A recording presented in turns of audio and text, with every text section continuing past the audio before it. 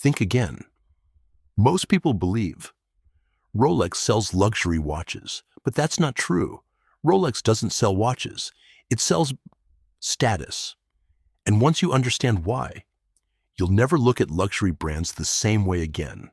Imagine two people. One is wearing a €100 watch. The other is wearing a Rolex worth 15,000 euros. Both watches tell exactly the same time.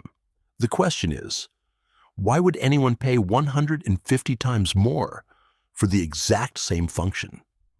The answer has nothing to do with time.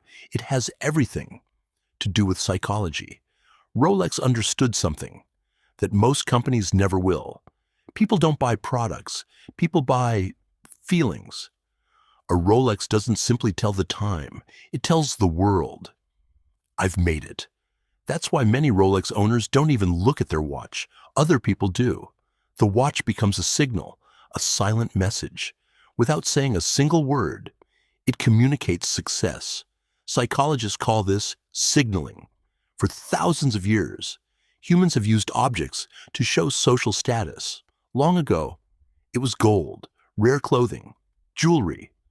Today, it might be a Rolex, or a Ferrari, or a designer handbag. The object itself is only part of the purchase. The real product is identity. Now here's where Rolex becomes brilliant. Most companies try to increase sales by lowering prices. Rolex does the opposite. It protects its exclusivity.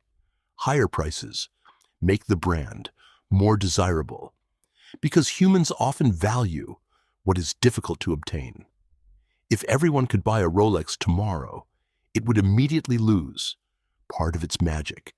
Luxury depends on scarcity. But Rolex doesn't stop there.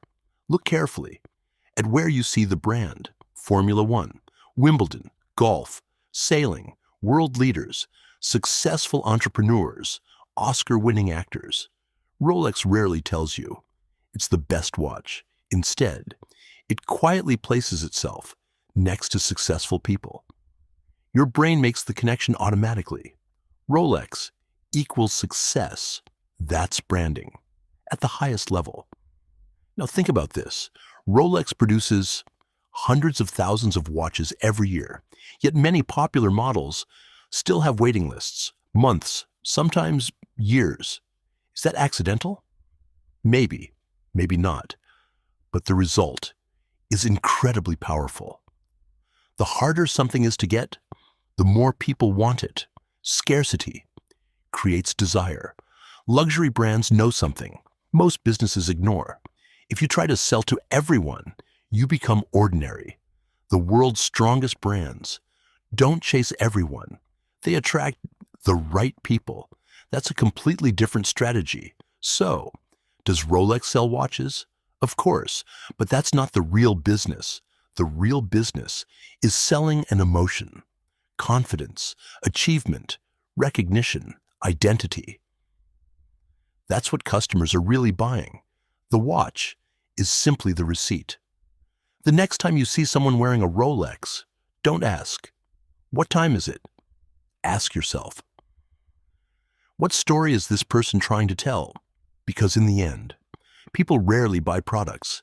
They buy what those products say about them. Now, you know. Why? If this changed the way you think, you're in the right place.